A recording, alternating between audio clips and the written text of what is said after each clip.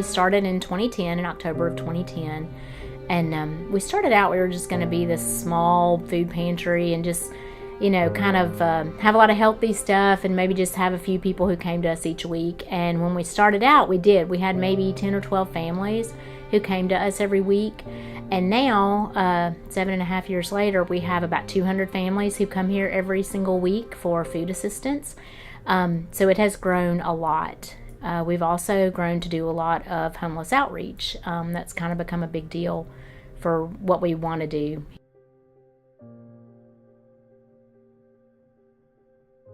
We started out in the basement of a church, maybe about 800 square feet. And so now we've got almost 5,000 square feet. We've just started leasing this building and we have it for the next 5 years. So with that, it's really let us expand our outreach programs. So we do a whole lot of stuff in this building besides just the food pantry. We are a family, and that's by design. I mean, we've created this atmosphere to be a family and, to be a real community.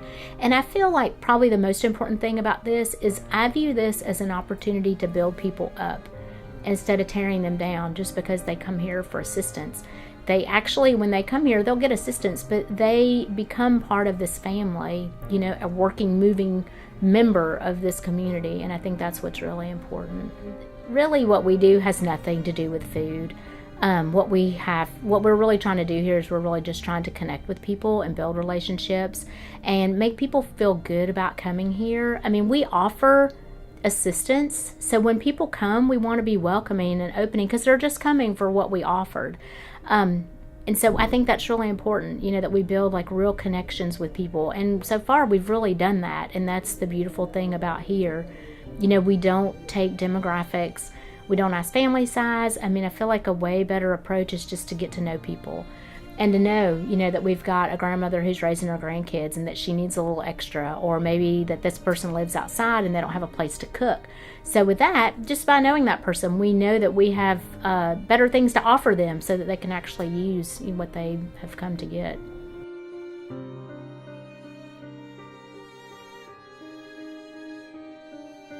We do a lot of different things. I mean, we just look at people and see what do they need. So this winter, well, every winter except last year, we've held warming shelters. Last year we were not able to get any space for warming shelters, and 3 of mine died from the cold. Not just 3 in the city, 3 of my people who I've taken care of for years, they died. And so never again will we let that happen. So this year we've hosted about 50 nights already of warming shelters. Any night it's 32 or below, we open our doors and people come and can stay all night. Because it's a serious thing. I mean, frostbite and death. I mean, this happens. I think there's probably 15, 16 people who died in the city this year already. It's crazy. And because people are dying like in the shadow of all our progress, underneath the beautiful new buildings, and it shouldn't be.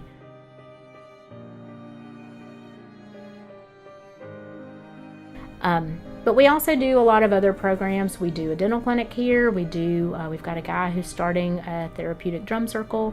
We host unplugged nights where we have somebody who comes in, a person who lives outside will come in and do an acoustic set for us once a month, and we invite the community in, and that's an opportunity for that person to have the responsibility of putting together a show and being able to play, which is their passion, but also to let the community see this is not just the homeless guy they see, walking downtown. This is a real person who's talented and amazing.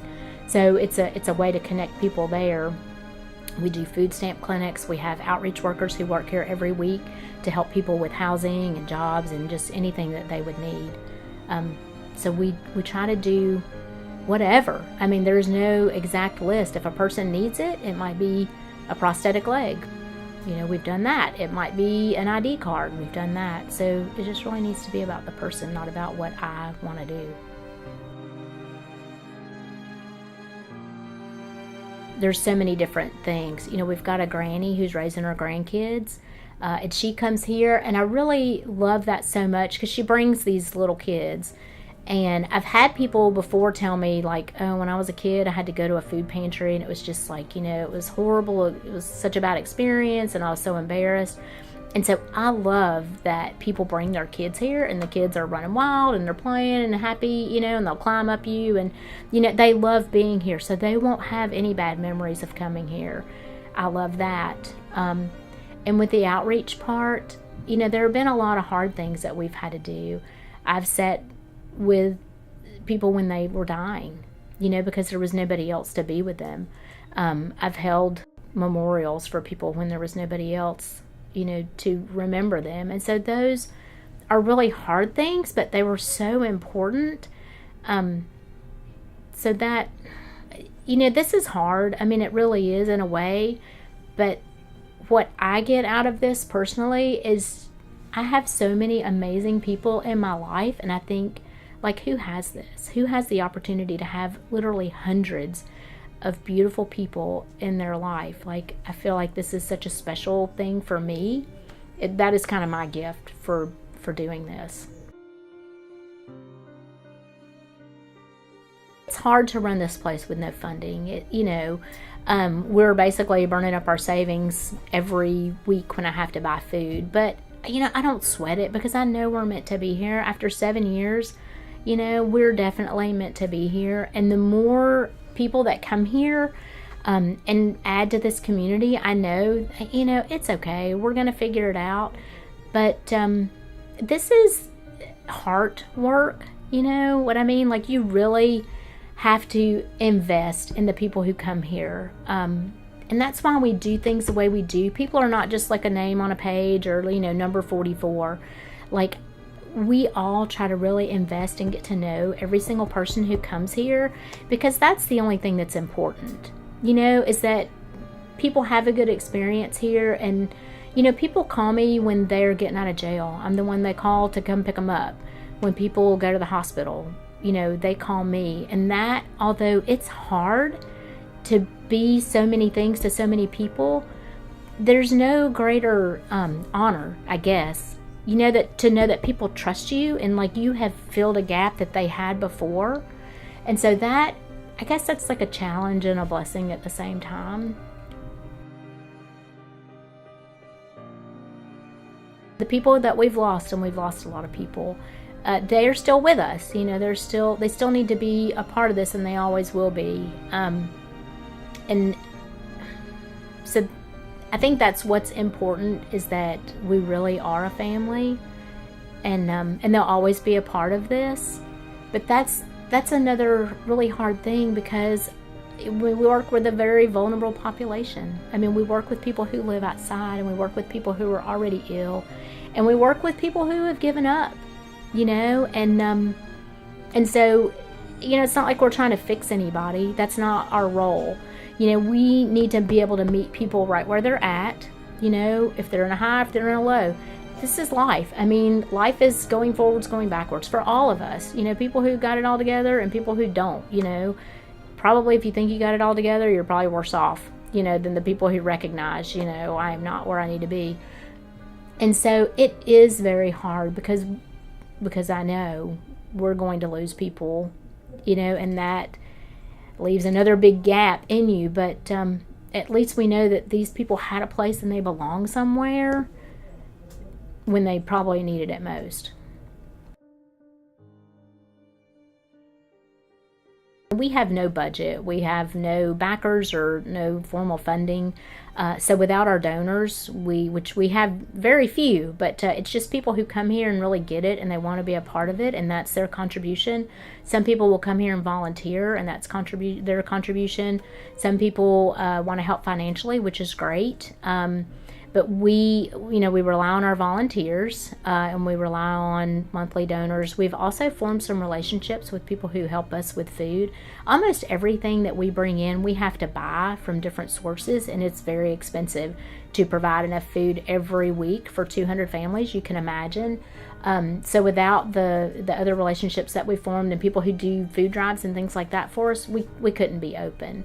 Another thing is the warming shelters are terribly expensive. I mean, we have laundry and showers here. Our utility bills are out the roof. And just providing food, you can imagine, we host maybe 40 to 50 people every night of a warming shelter. So 3 meals a day. When we have no funding for that, I mean, it's really difficult. So we've relied on the community to help us with meals and to help us with food drives mainly. So we're on Hands On Nashville for all our volunteers. So you can go to Hands On and sign up to volunteer. We love our volunteers. We could not do this without our volunteers.